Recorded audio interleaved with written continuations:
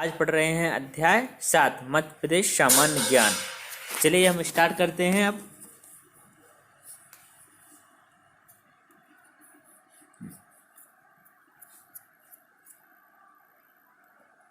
Start करते हैं मध्य प्रदेश के राष्ट्रीय उद्यान एवं अभ्यारण्य। चलिए स्टार्ट करने से पहले चैनल को सब्सक्राइब कर दीजिए जल्दी से और लाइक कर दीजिए। चलिए ठीक है, कर दिया सब्सक्राइब। आगे बढ़ते हैं। मध्य प्रदेश के राष्ट्रीय उद्यान एवं अभ्यारण्य।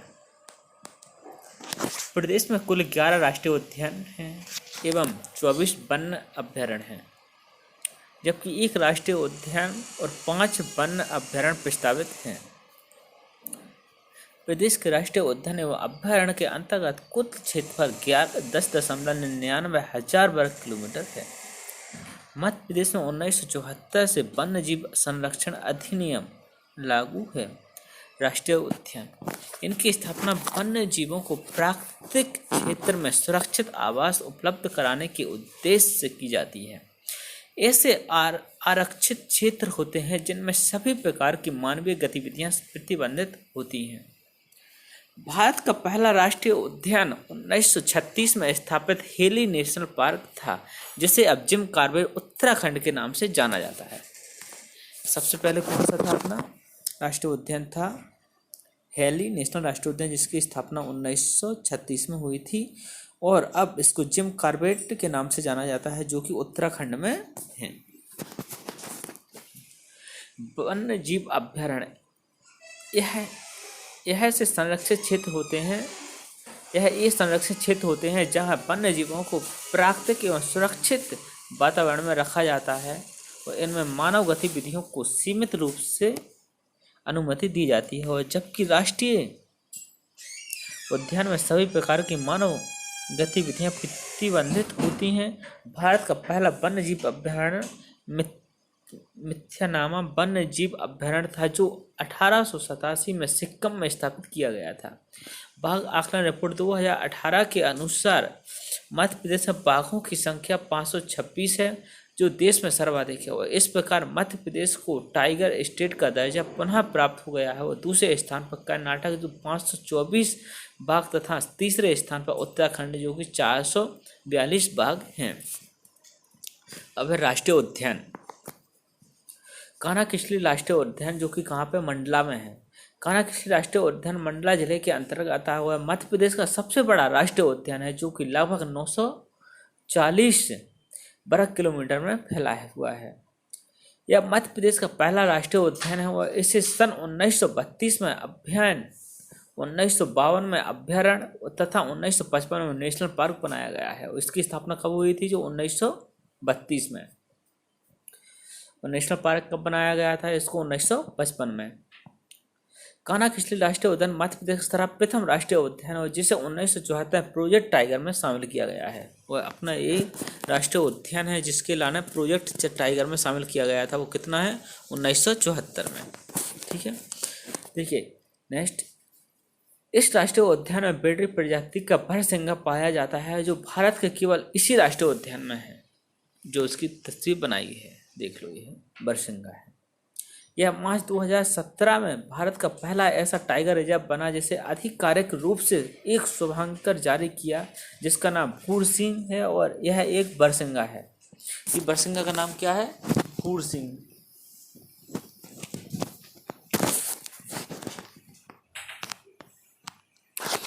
इस राष्ट्रीय उद्यान में बरसिंगा, चीतल, चिंगार, बाघ, तेंदुआ, भालू आदि जानवर पाए जाते हैं। यहाँ पर हलो घाटी तथा बंजर घाटी प्रमुख दर्शनीय स्थल हैं।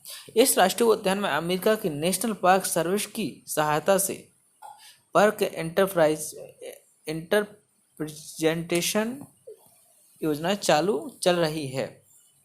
जंगल गलियारा योजना के तहत कान्हा-किसली तथा बांधवगढ़ राष्ट्रीय उद्यान को जोड़ा जाना है।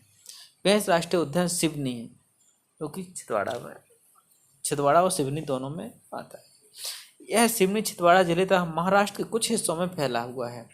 इसे इंदिरा गांधी प्रदर्शनीय पार्क भी कहा जाता है। इसको पेंच राष्ट्रीय उद्यान को इंदिरा गांधी प्रदर्शनीय पार्क भी कहा जाता है। जो इंदिरा गांधी राष्ट्रीय उद्यान तमिलनाडु में है, जो कि इंदिरा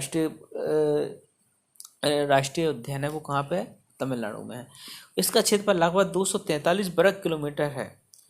वर्ष 1997 में 449.39 वर्ग किलोमीटर वन क्षेत्र को पेंच अभ्यारण्य क्षेत्र घोषित किया गया था। वर्ष 1983 में इसमें 292.850 वर्ग किलोमीटर क्षेत्र को पेंच राष्ट्रीय उद्यान बनाया गया था एवं 118.47 वर्ग किलोमीटर क्षेत्र अभ्यारण्य पेंच अभ्यारण्य के रूप में रखा गया है। वर्ष 1952 में भारत सरकार द्वारा पेंच राष्ट्रीय उद्यान, पेंच अभ्यारण्य एवं कुछ वन्य क्षेत्रों को सम्मिलित कर 752.850 वर्ग किलोमीटर क्षेत्र को देश का 19वां राष्ट्रीय उद्यान एवं पेंच मोगली अभ्यारण्य रखा गया है। पेंच नदी इस अभ्यारण्य से होकर गुजरती है। जो अभ्यारण्य पेंच राष्ट्रीय उद्यान है, जिसका नाम इंदिरा गांधी प्रदर्शनी उद्यान के नाम से भी जाना जाता है, यहाँ से कौन सी नदी निकली है? पेंच नदी। कौन सी नदी है? पेंच नदी यहाँ से निकली है, इसलिए इसका नाम पेंच नदी निकली है, इसलिए वहाँ पे इसका नाम, राष्ट्रीय उद्यान का नाम पेंच रखा गया है। ठीक है। अब पढ़ते हैं माधवगढ़ राष्ट्रीय उद्यान, जो कि उमरिया में है। यह राष्ट्रीय उद्यान उमरिया जिलों में है और इसका क्षेत्रफल लगभग 448.84 वर्ग किलोमीटर है। यह राष्ट्रीय उद्यान 32 पहाड़ियों से घिरा है और इस उद्यान में एक मुख्य पहाड़ है जो बांधवगढ़ कहलाता है। बांधवगढ़ की पहाड़ी पर 2000 वर्ष पूर्व किला बना है। बांधवगढ़ राष्ट्रीय उद्यान की स्थापना सन 1968 में की गई थी तथा इसे 1993 में बाघ परियोजना में शामिल किया गया है। अब देखिए, जो अपना कान्हा राष्ट्रीय उद्यान है उसको कब इसको शामिल किया गया था? 1974 में। और इसकी स्थापना कब हुई थी? सन 1932 में। ठीक है। और इसको टाइगर प्रोजेक्ट में 1974 में शामिल किया गया था। अब माधव राष्ट्रीय उद्यान को 1968 में इसकी स्थापना की गई थी। कितने? 1968 में। और पेंच को 2002 में,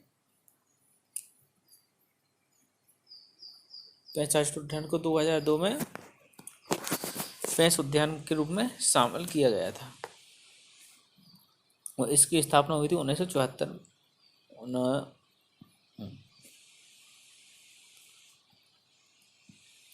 यहाँ बाघों का घनत्व देश में सर्वाधिक, एक बाघ प्रति 8 वर्ग किलोमीटर में है।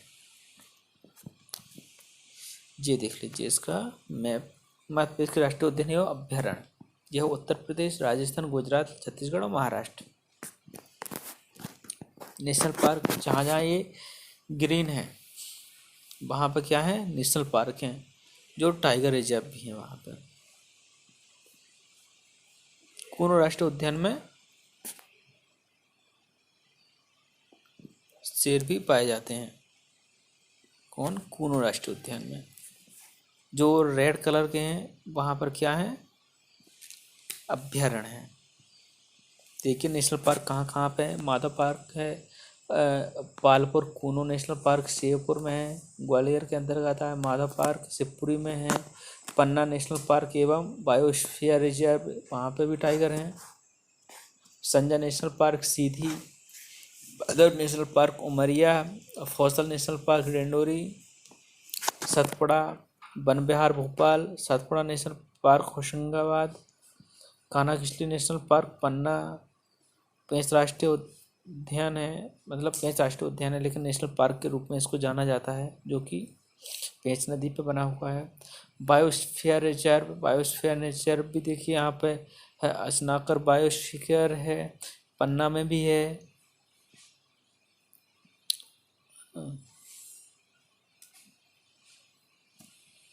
टाइगर रिजर्व, ये टाइगर रिजर्व भी हैं। घड़ियाल संरक्षण है, यहाँ ब्लैक हैं, ये घड़ियाल हैं। और ये खारमोर पक्षी संरक्षण है। ये सरदारपुर अभ्यारण्य धार, ये धार में भी है, रतलाम में भी है, जहाँ पक्षी हैं। घाटी गांव, करेरा, डायनासोर कहाँ पे होते हैं? डायनासोर नेशनल पार्क धार में है सिर्फ। हाँ, एक ही जगह है जहाँ पे डायनासोर हैं। डायनासोर नेशनल पार्क धार में है, जीवाश्म है, मतलब कि वहाँ पर गिर के शेर के लिए वो शेर हैं। चलिए,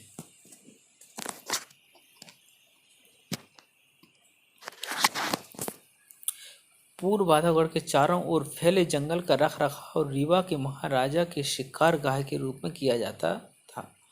इस राष्ट्रीय सफेद बाघ के लिए प्रसिद्ध है। इस राष्ट्रीय उद्यान को सफेद बाघ के लिए माना, किसको? बांधवगढ़ में सफेद बाघ भी पाए जाते हैं। बांधव, ये है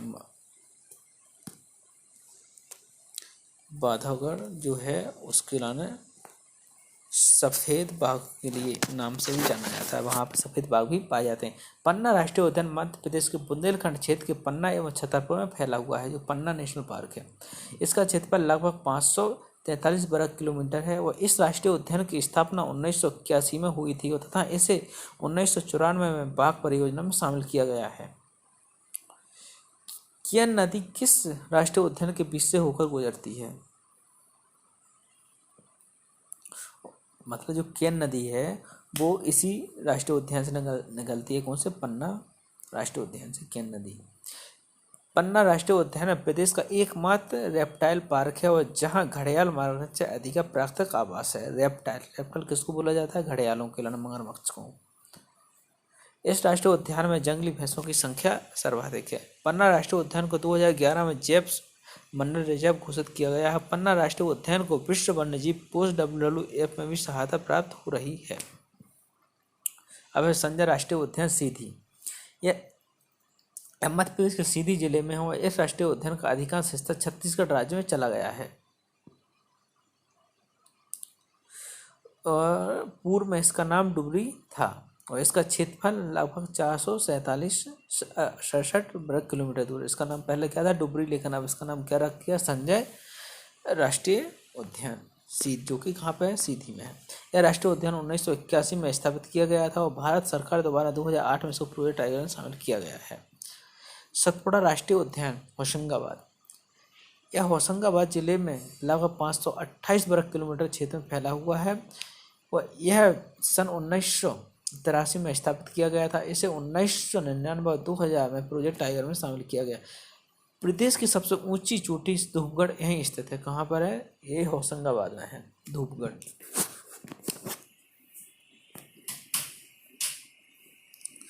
पूरे मध्य भारत में एकमात्र टाइगर रिजर्व है जहां एक प्राकृतिक रूप से चलने की आज़ादी है। माधव राष्ट्रीय उद्यान शिवपुरी। यह शिवपुरी जिले में है और यह 1958 में स्थापित किया गया था और इसका क्षेत्रफल लगभग 355 वर्ग किलोमीटर है और इस उद्यान से राष्ट्रीय राजमार्ग 3 आगरा मुंबई गुजरता है और यह जॉर्ज कौशल भवन है। यह मूलतः महाराजा के लिए शाही शिकार का अभ्यारण्य था। माधव और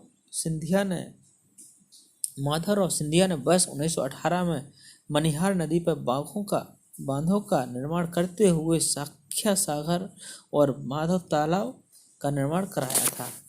घुघुआ कौशल जीवाश्म राष्ट्रीय उद्यान डिंडोरी। यह डिंडोरी जिले में है। घुघरा कौशल राष्ट्रीय उद्यान कहाँ पर? डिंडोरी जिले में है। क्षेत्रफल की दृष्टि से मध्य प्रदेश का सबसे छोटा राष्ट्रीय उद्यान है और इसका क्षेत्रफल 0.27 वर्ग किलोमीटर है और इसकी स्थापना 1968 में की गई थी। इस उद्यान में पादपों तथा जंतुओं के जीवाश्म पाए जाते हैं। वन विहार राष्ट्रीय उद्यान भोपाल। सन 1989 में स्थापित यह राष्ट्रीय उद्यान भोपाल में स्थित है और इसका क्षेत्रफल लगभग 4.452 वर्ग किलोमीटर है और इसे 26 जनवरी 1983 को राष्ट्रीय उद्यान का दर्जा दिया गया है।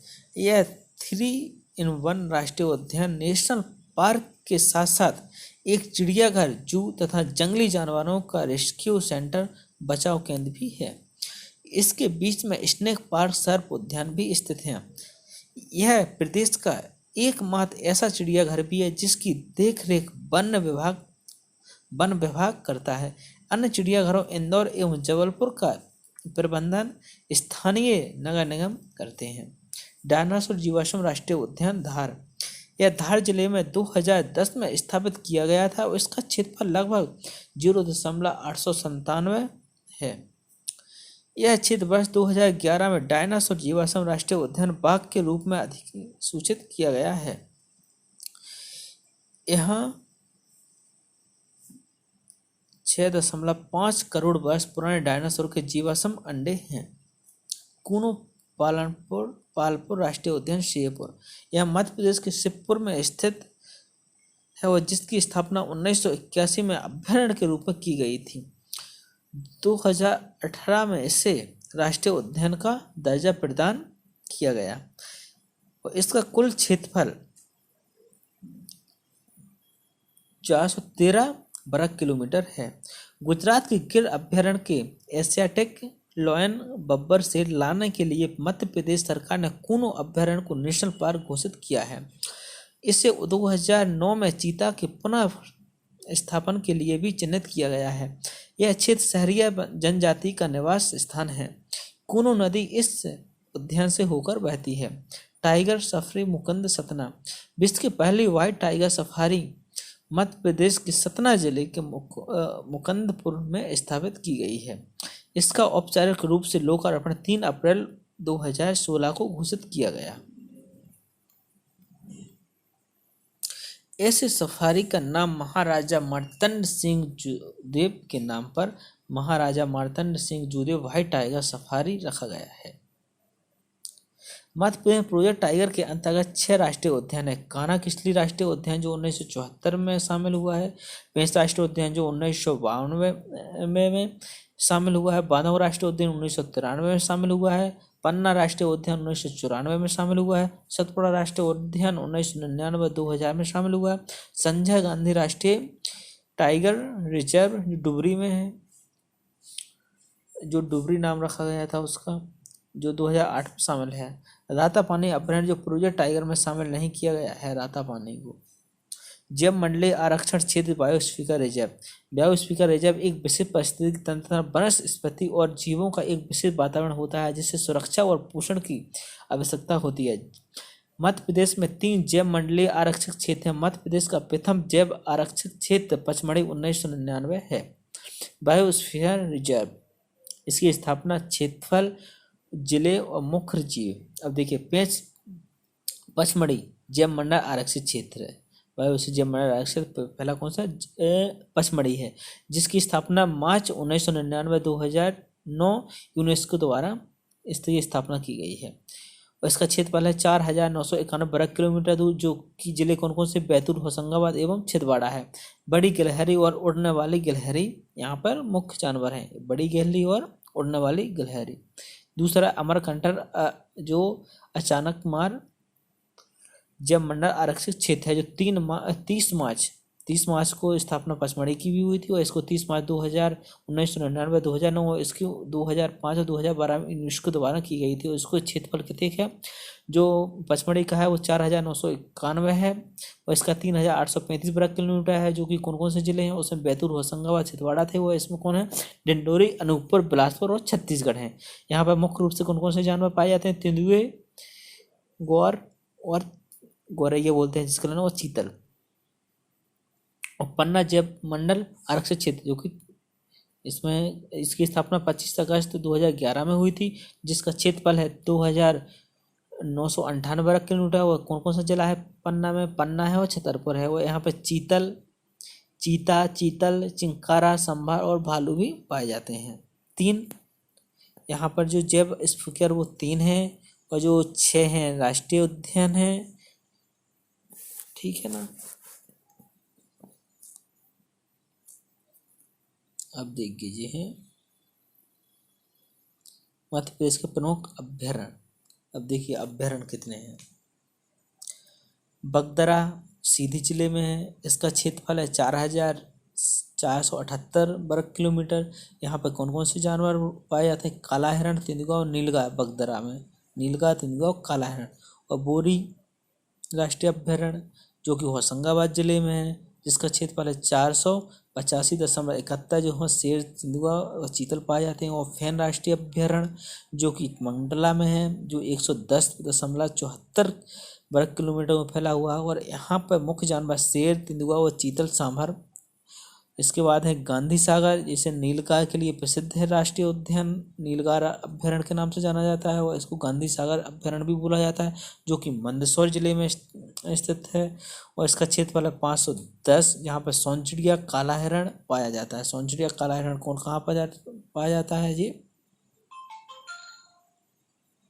नीलगाय, चिंकारा, तेंदुआ, गांधी, नीलगाय, घाटी गांव, जहाँ पर सौंचिड़िया अभ्यारण्य भी बोला जाता है। कौन सा है? घाटी गांव, जो कि ग्वालियर में स्थित है। और इसका क्षेत्रफल कितना है? 510, जहाँ पर सौंचिड़िया और काला हिरण पाया जाता है। घाटी गांव में सौंचिड़िया और काला हिरण पाया जाता है। एक करेरा होता है जहाँ पे भी सौंचिड़िया पाया जाता है, जो कि शिवपुरी में है, जो कि 2,202.21 वर्ग किलोमीटर में फैला हुआ है, जहाँ पर सौंचिड़िया और काला हिरण भी पाई जाती है। केन तो मालूम ही है, केन जो घड़ियालों के लिए प्रसिद्ध है, जो कि छतरपुर में है। और यहाँ पर 45.20 वर्ग किलोमीटर में फैला हुआ, जहाँ पर घड़ियाल और मगर पाए जाते हैं, जिसके लाने रेप्टाइल अभ्यारण्य भी बोला जाता है। एक है खिबनी, जो कि देवास में है, जो कि 134.77 वर्ग किलोमीटर में फैला हुआ है। यहाँ पर कौन कौन से जानवर? तेंदुआ और सांभर चीतल पाए जाते हैं। राष्ट्रीय चंबल घड़ियाल, जो कि मुरैना में है, जहाँ पर घड़ियाल, मंगल और डॉल्फिन भी पाई जाती है। कहाँ पर है? ये मुरैना में है, जो 445 वर्ग किलोमीटर में फैला हुआ है। नौरादेही सबसे बड़ा है। नौरादेही सबसे बड़ा है। नीलगाय अभ्यारण्य बोला जाता है, जो कि सागर जिले में है, और यहाँ पर 1194.67 किलोमीटर दूर में फैला हुआ है। यहाँ पर कौन कौन से? नीलगाय, काला हिरण, चीतल और जंगली कुत्ता भी यहाँ पे पाया जाता है। यहाँ पे नौरादेही में। अब पचमढ़ी, होशंगाबाद, 491.632 किलोमीटर में होगा। शेर, तेंदुआ, चीतल, चिंगारा, सांभर, नीलगाय, चोंगा, भालू पाए जाते हैं। पनपथा, शहडोल, 245.84, शेर, तेंदुआ, चीतल, चिंकारा, सांभर, नीलगाय, चोरगंगा, भालू। गो अभ्यारण्य, मध्य प्रदेश में प्रस्तावित राष्ट्रीय उद्यान एवं अभ्यारण्य 25 राष्ट्रीय अभ्यारण्य, जो प्रस्तावित कौन से? पन्ना में दूसरा भी स्थापित है, अमकेश्वर खंडवा में है, विशेष रूप से जंगली भैंसों के लिए बनाया जा रहा है, जो पन्ना में है, जो 2। और राज्य के सभी मुख्य वन्यजीवों के लिए है। कालीभीत बैतूल में है, सुरमैया खंडवा में है, मंधाता खंडवा में है, और कट्टीवाड़ा मयूर, जो मयूर मोरों के लिए है, जो अलीराजपुर में है। अब आते हैं अपन दूसरा, मध्य प्रदेश की मिट्टियाँ। चलिए, मध्य प्रदेश की मिट्टियाँ ये पढ़ेंगे अपन कल, ठीक है ना। आज यहाँ पे अपन समाप्त करते हैं। चलिए दोस्तों, जल्दी से लाइव को सब्सक्राइब कर दीजिए, और हम क्लास यहाँ पर समाप्त करते हैं। ओके, थैंक यू दोस्तों। चलिए हम स्टार्ट करते हैं। अध्याय 8 पहले हम पढ़ चुके हैं 7, अब पढ़ रहे हैं हम 8, मध्य प्रदेश की मिट्टियाँ। धरातल की वह ऊपरी परत जो पेड़ पौधों के उगने व बढ़ने के लिए सहायक तत्व को प्रदान करती है, मिट्टी कहलाती है। मिट्टी चट्टानों तथा जीवाश्मों के मिश्रण से बनती है। किससे बनती है? मिट्टी जीवाश्मों के मिश्रण से। नदी घाटी को छोड़कर अधिकतम मध्य प्रदेश में पूर्ण मृदाएं पाई जाती हैं, क्योंकि राज्य की मृदा की प्रकृति का निर्धारण यहाँ पाई जाने वाली प्राचीन चट्टानों के द्वारा हुआ है। किसी भी प्रदेश की वनस्पति और कृषि के स्वरूप का निर्धारण बहुत कुछ मिट्टी की प्रकृति द्वारा निर्धारित होता है। मध्य प्रदेश की मिट्टी को 5 भागों में वर्गीकृत किया गया है। पहली है काली मिट्टी। काली मिट्टी मध्य प्रदेश में सर्वाधिक क्षेत्रफल 510 लाख एकड़ मतलब 47.6% में पाई जाती है। दक्कन टैप, जो कि कुल मध्य प्रदेश के क्षेत्रफल का 47.6% ओनली काली मिट्टी पाई जाती है। दक्कन टैप मालवा के बटाया बोसाल्ट नामक अग्नेय चट्टानों से निर्मित यह लावा मिट्टी होती है, और इसके अलावा लावा मिट्टी भी बोला जाता है, जो कि एक बोसाल्ट नामक चट्टान से टकराने से यह निर्मित एक लावा होता है, जिसको हम काली मिट्टी बोला जाता है। किससे बनती होती है? इसके अलावा लावा मिट्टी भी बोला जाता है। काली मिट्टी को लावा मिट्टी के नाम से भी जाना जाता है। यह मृदा राज्य में मालवा पठार सतपुड़ा के कुछ भाग तथा नर्मदा घाटी में मिलती है। मतलब कि सतपुड़ा पठार के कुछ भाग में और नर्मदा घाटी क्षेत्र में पाई जाती है। जिला स्तर पर यह मंदसौर, रतलाम, झाबुआ, धार, खंडवा, खरगोन, इंदौर, देवास, सीहोर, उज्जैन, शाजापुर, राजगढ़, भोपाल, रायसेन, विदिशा, सागर, दमोह, जबलपुर, नरसिंहपुर, होशंगाबाद, बैतूल, छिंदवाड़ा, सिवनी, गुना, शिवपुरी, सीधी आदि जिलों में मिलती है। मतलब कि ये अधिकांश जिलों में पाई जाती है। ठीक है ना। यह मध्य प्रदेश के अधिकांश जिलों में यह मिट्टी पाई जाती है। ठीक है। कौन सी? काली मिट्टी। स्थानीय लोग इसे भरी या कन्हार भी कहते हैं। मतलब कि इसकी जो यहाँ के स्थानीय लोग हैं इसके भरी या कन्हार भी कहते हैं। कौन सी? काली मिट्टी को। अगर कहीं एग्जाम में आ जाए कि कन्हार किसे कहा जाता है, वो काली मिट्टी को ही कन्हार या भरी कहा जाता है। इसके अलावा लावा मिट्टी भी बोला जाता है। इसमें लोहे व चूने की प्रधानता है और लोहे की अधिकता से काला रंग चूने की उपस्थिति से अर्थ ग्रहण करने की क्षमता होती है। इसमें अधिक से ज़्यादा चूने की मात्रा होती है और लोहे के कारण, जिसके कारण यह काली होती है। काली मिट्टी में फास्फोरस, नाइट्रोजन या जैव पदार्थ की कमी होती है। यहाँ पर फास्फोरस, नाइट्रोजन एवं जैव पदार्थ की कमी होती है। इसका पीएच मान 6.3 और 6.4 होता है। कौन सी? काली मिट्टी का 6.3 और 6.4 होता है। काली मिट्टी कपास कृषि के लिए सर्वोत्तम होती है और इसे रेगड़ मिट्टी भी कहा जाता है। काली मिट्टी को रेगड़ मिट्टी भी कहा जाता है, कन्हार भी कहा जाता है, भरी भी कहा जाता है और लावा मिट्टी भी कहा जाता है। किसके लिए? काली मिट्टी। इसका पीएच मान 6.3 होता है और इसके अलावा रेगड़ मिट्टी भी कहा जाता है, जो कि कपास की खेती के लिए महत्वपूर्ण होती है। रंग तथा मोटाई के आधार पर इस मृदा को निर्णय 3 भागों में वर्गीकृत किया गया है। कौन सी? गहरी काली मृदा, साधारण और भूरी। अब देखिए, यह मृदा राज्य में नर्मदा घाटी, मालवा एवं सतपुड़ा पठार के विस्तृत भाग में लगभग 35 लाख एकड़ 3.5% भूमि पर पाई जाती है।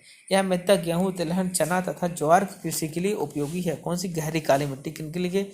मृदा गेहूं, तिलहन, चना।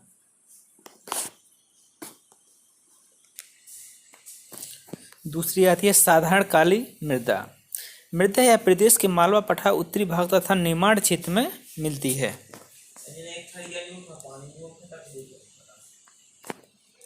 यह राज्य में सबसे अधिक क्षेत्रफल लगभग 400 लाख एकड़ 37% क्षेत्र में मिलती है। छिछली काली मिट्टी। यह मृदा मुख्य रूप से छिंदवाड़ा, सिवनी तथा बैतूल जिले में पाई जाती है। यह राज्य में लगभग 75 लाख एकड़ 7.1% क्षेत्र में मिलती है और राज्य में इसका क्षेत्रफल 71.1% है। यह मृदा गेहूं एवं चावल की कृषि के लिए उपयोगी है। लाल मिट्टी, लाल पीली मिट्टी दूसरे नंबर। पहली थी काली मिट्टी, अब है लाल पीली मिट्टी। दूसरी सर्वाधिक मात्रा में 18.30% भूभाग में पाई जाती है। इस मिट्टी का निर्माण आर्किनियन, धारवाड़ तथा प्रमुखतः गोंडवाना काल की चट्टानों के ऋतु क्षरण से हुआ है। इसमें ह्यूमस तथा नाइट्रोजन की कमी होती है। इस मिट्टी के पीले रंग का निर्धारण फेरस ऑक्साइड के जल योजन के कारण तथा लाल रंग लोहे के ऑक्सीकरण के कारण होता है। इसका पीएच मान 5.5 से 8.5% तक होता है, अर्थात यह मिट्टी अम्लीय से क्षारीय होती है। यह मिट्टी चावल की कृषि के लिए अधिक उपयुक्त होती है। जलोढ़ मिट्टी यानी काप मिट्टी राज्य के उत्तर पश्चिमी जिले भिंड, मुरैना, शिवपुरी, ग्वालियर में पाई जाती है। प्रदेश का इसका क्षेत्रफल 33 लाख एकड़ में 7.57% है। इसे एल्यूवाइल मिट्टी या दोमट मिट्टी भी कहते हैं। जलोढ़ मिट्टी में उर्वरता अधिक होती है। जलोढ़ मिट्टी में उर्वरता अलग होती है, इसलिए इसके अलावा दोमट मिट्टी भी कहा जाता है। इसका निर्माण बुंदेलखंड नीच के ऋतु क्षरण तथा चंबल नदी द्वारा निक्षेपित पदार्थों से हुआ है। इसमें नाइट्रोजन, जैव तत्व तथा फास्फोरस की कमी होती है। जलोढ़ मिट्टी का पीएच मान 7 से अधिक होता है, अर्थात ये उदासीन क्षारीय प्रकृति की है। लेटराइट मिट्टी, यह मिट्टी छिंदवाड़ा व बालाघाट जिलों के लगभग 70% भाग पर पाई जाती है। इसके अंतर्गत प्रदेश का मात्र 4% क्षेत्र आता है। लाल मिट्टी के टूटने से निर्मित इस चट्टान में ह्यूमस, नाइट्रोजन, फास्फोरस, चूना, कैल्शियम तथा जैविक पदार्थों की कमी होती है, जबकि पोटाश तथा आयरन ऑक्साइड की अधिकता होती है, जिसमें मिट्टी अनुपजाऊ होती है। अब प्रदेश की मिट्टियाँ देखें। जलोढ़ कछारी मिट्टी होती है। जलोढ़ कछारी मिट्टी होती है। इसके बाद साधारण काली मिट्टी होती है, गहरी काली मिट्टी होती है, छिछली मिट्टी होती है और लाल पीली मिट्टी होती है, लेटराइट मिट्टी होती है। तो यहाँ पर जो जी क्षेत्र आता है, देखो जलोढ़ कछारी मिट्टी जी ग्वालियर शेरपुर का आता है, जी है इस सागर का आता है। साधारण काली मिट्टी आती है जी, गहरी मिट्टी छिंदवाड़ा साइड पहुँच जाता है अपने इंदौर ना। इंदौर इस साइड आ जाता है, जो बालाघाट है, छिछली काली मिट्टी। इस भाटा भी कहते हैं, इस मिट्टी को भाटा भी कहा जाता है। इसमें ज्वार, बाजरा, कोटो, कुटकी जैसे मोटी फसलें होती हैं। इसमें यह भवन निर्माण के लिए अति उत्तम मानी जाती है। मिश्रित काली मिट्टी। प्रदेश के अनेक क्षेत्रों में लाल मिट्टी एवं काली मिट्टी मिश्रित रूप से पाई जाती है। बुंदेलखंड के कुछ भागों में कंकड़ और बालू से मिश्रित मिट्टी पाई जाती है, जो नीच ग्रेनाइट चट्टानों से टूटने से बनी हुई है। इसमें फास्फोरस, नाइट्रोजन एवं कार्बन पदार्थ की कमी रहती है, जिसमें उसकी उभारता शक्ति कम होती है।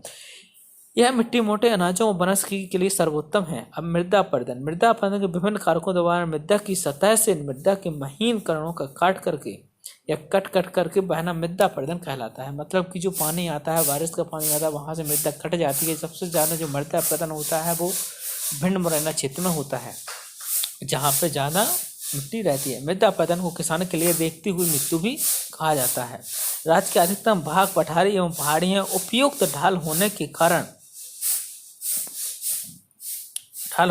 मानसूनी वर्षा एवं भूमि का गलत उपयोग होने से राज्य में मृदा अपरदन एक कठिन समस्या बन गई है। चंबल नदी में बड़े बड़े बीहड़ों, गहरी खड्डा भूमि का निर्माण किया है तथा चंबल नदी घाटी और नालिका अपरदन से ग्रसित है और इस भाग में बहीन मृदा होने के कारण मानसूनी वर्षा और नालिका अपरदन द्वारा भूमि का कटाव तेजी से करता है। मृदा अपरदन की इस समस्या का समाधान के लिए राज्य का कृषि विभाग विश्व बैंक स्तर पर के साथ मिलकर के प्रयास कर रहा है। मृदा अपरदन से पूर्वी भिंड मुरैना जिले प्रभावित हैं। इसमें सबसे अधिक प्रभावित मुरैना जिला है। मृदा अपरदन रोकने के लिए पशु चराई पर नियंत्रण, कंटूर खेती तथा वृक्षारोपण से बढ़ावा दिया जा रहा है। मृदा अपरदन रोकने के लिए छोटे छोटे पौधों का निर्माण एवं भूमि का चक्रीय पद्धति द्वारा उपयोग करने पर बल दिया जा रहा है। चलिए, आप खत्म हो गए। आप कल पढ़ेंगे हम अध्याय 9। ओके दोस्तों, गुड बाय, नमस्ते, बाय। चलिए जल्दी से चैनल को सब्सक्राइब कर दीजिए और हम आगे बढ़ते हैं कल 9 पे क्या है अपना मध्य प्रदेश कृषि एवं पशुपालन। ओके, ये अपन कल पढ़ेंगे। ओके, बाय दोस्तों।